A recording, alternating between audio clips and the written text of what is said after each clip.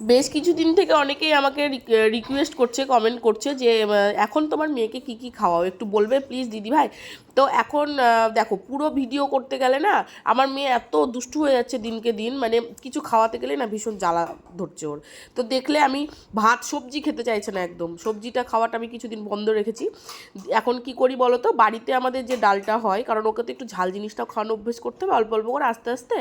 তো বাড়িতে যেটা তোমার হচ্ছে ডাল রান্না করে আর কি, সেটাতে আমি বলেছি লঙ্কা একদম অল্প দিতে, মানে অল্প বলতে 2 থেকে 3 খানা লঙ্কা দেয়, একদম হালকা হালকা একটু মানে থাকে, ওর খাওয়ার মতো হয়ে যায়। মানে সেই রকম ঝাল হয় না, 2-3টে লঙ্কায় নিশ্চয়ই সেরকম ডালে ঝাল হবে না। তো সেটা দিয়ে ভাত দিয়ে ওটাকে আমি পেস্ট করে খাইয়ে দিই, কারণ এমনি তো খেতে চাইবেন, এমনি তো খাই না, অক অক করে পাগল হয়ে যায়, তাও যাও বা একটু ওটা করে খাবে, এমনি করে খাবেই না। তো তারপরে ওর পেছনে আমাকে দেখো, তোমরা দেখলেই বুঝতে পারো, মানে ওইটুকু খাবার আমাকে খাওয়াতে মানে যে কত রকমের খাটনি করতে হয়, তাহলে তোমরা নিজেরাই ভাবো। একবারকার খাওয়াতে আমার এরকম পরিস্থিতি, তাহলে দিনের মধ্যে 5বার ওকে খাওয়াই, মানে সারা দিন আর রাত মিলিয়ে 5বার ওর খাওয়া হয়, সকাল থেকে শুরু করে রাত্রে শুতে যাওয়া পর্যন্ত। এই 5বার খাওয়াতে তাহলে আমার কতক্ষণ সময় লাগে। মেন ব্যাপারটা, অন্য খাবারগুলো তাও একটু কম সময় লাগে, কিন্তু এই ভাতটা বিশেষ করে আমার মেয়ে লবণাক্ত কোনো জিনিস বা এরকম টাইপের কোনো জিনিস খেতে একদমই পছন্দ করছে না। ওকে যেটাই দিই না কেন, দুধ দিয়ে দিলে সুজি যেমন, ওটস, তারপরে সেরিল্যাক, এগুলো খেয়ে নিচ্ছে, এগুলো খেতে অতটাও সমস্যা হচ্ছে না। কিন্তু এই যে ভাত খাওয়ার সময় না আমার মানে নাজেহাল অবস্থা করে দিচ্ছে। ডিম খেতে চায় না, ডিম খাওয়াতে পারছি না। মাছ খাওয়াবো, সেদ্ধ করে তো খাবেই না, যাও বা মনে করবো যে একটু ভেজে শুধু ভাজা মাছটা খাওয়াবো, সেটাও খেতে কষ্ট, অল্প একটু খেয়ে তারপরে আর আমি ওকে খাওয়াতে পারি না। তো মাছটাও আমি 2 দিন বন্ধ রেখেছি। তো মানে কি বলবো, মানে আমি 2-3 দিন বাদে বাদে খাওয়াই, ডিমটা তো একদমই খাচ্ছে না, মানে কি সমস্যা বলো তো, খাওয়ানো নিয়ে সত্যি বাচ্চাদের এত সমস্যা না, কি বলবো। তো দেখো, আমি যথারীতি ওকে খাওয়াচ্ছিলাম আর মানে রান্না করছিলাম, কারণ খাওয়াতে অনেকক্ষণ সময় লাগবে, ওর পেছনে যদি আমি খাওয়ানো নিয়ে বসেই থাকি তাহলে আমার আদার্স যে কাজগুলো সেগুলো কিছুই করতে পারবো না। সেই জন্য ওকে 2বার করে খাওয়াচ্ছিলাম, একবার করে এসে রান্না করছি, মানে এইগুলো এইভাবে আমি করি আর কি, ওকে দুপুরের খাওয়াটা এইভাবেই খাওয়াই আমি।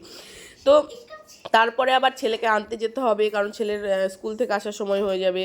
এখন যেহেতু কয়েকদিন সকালে স্কুল ছিল, ওর পাপা গিয়েই নিয়ে আসতো, কিন্তু ওর পাপা তো আর সময় পাবে না, ওই জন্য আমাকে ওকে আনতে যেতে হবে। তো ভাবলাম মাছটা রান্না করে রেখে তারপরে যাব, ওকে নিয়ে এসে তারপরে বাকি কাজগুলো নয় করা যাবে। সেই জন্য আমি ভাবলাম এসে স্নান টান করবো, মেয়েকে স্নান করাবো, কারণ মেয়েকে সকালে একবার খাইয়েছি, তারপরে ভাবলাম ভাতটা খাইয়ে দিই, কারণ দুপুরবেলায় খাওয়াতে গেলে না ভীষণ মানে জ্বালায়।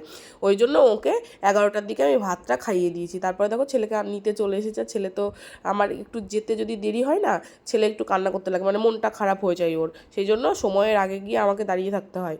সে ওর পাপাই যাক বা আমিই যাই না কেন, সময়ের আগে গিয়ে দাঁড়িয়ে থাকতে হবে। আর আমার গলাটা কিন্তু খুব খারাপ, ভীষণ ঠান্ডা লেগেছে, আমার গলার আওয়াজটা একটুখানি অ্যাভয়েড করবে, ঠিক আছে? কথাগুলো একটু শোনো, তাহলেই হবে।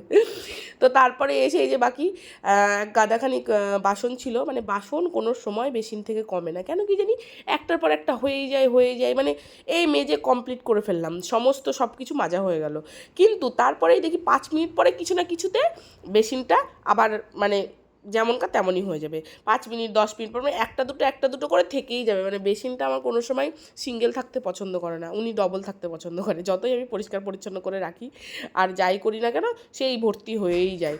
মানে আর কি করা যাবে, কিছু করার নেই, বাসন জিনিস বলে কথা। আর বাসন না মাজলে খাবো কোন জায়গায় দিয়ে, তাই না? মাটিতেও খেতে পারবো না, আর কলার পাতাতেও খাওয়া যাবে না রোজ রোজ, তো বাসন তো মাজতেই হবে। আর তোমরা ভাববে তোমার বাড়িতে কাজের লোক নেই কেন, কাজের লোক তো নেই, সব কাজ তো করো দেখি। তো সত্যি কথা শোনো, কাজের লোকটা না, আমার আগে বাড়িতে কাজের লোক ছিল, কিন্তু আমাদের অনেক বাসন টাসন হয় তো, ওই জন্য কাজের লোকেও মানে ভয় পায় বাসন মাজতেই আর কি। তো আমাদের এখন আপাতত অতটা সমস্যা হয় না, কারণ ওপর আর নিচে দুই জায়গাতেই হয় তো, কারণ আমার ওপরে যত বাসন হয় সব আমি মেজে নিই, আর নিচে যত বাসন হয় তত সব আমার শাশুড়ি বা আমার যা, ওরা মেজে নেয়, সেই জন্য অতটা সমস্যা হয় না, মানে ভাগাবাটি করে আর কি কাজগুলো হয়ে যায়, কোনো সমস্যা হয় না। হ্যাঁ, যখন হয়তো আমার একার সংসার হবে বা আমি একা হাতে সব কিছুই সামলাবো, তখন হয়তো আমার কাজের লোক প্রয়োজন হবে। তো যাই হোক, অনেক বকবক করে ফেলেছি। তো এই তো আমার ডেলি রুটিন, এইটাই আমার ডেলি রুটিন। তো ডেলি রুটিনের আর কি কি ভিডিও করব বলো, এই যা। তো যাই হোক, আমার ভিডিওটা ভালো লাগলে অবশ্যই একটা লাইক করে দিও, আর কেমন লাগলো আমার সব কাজ বলো।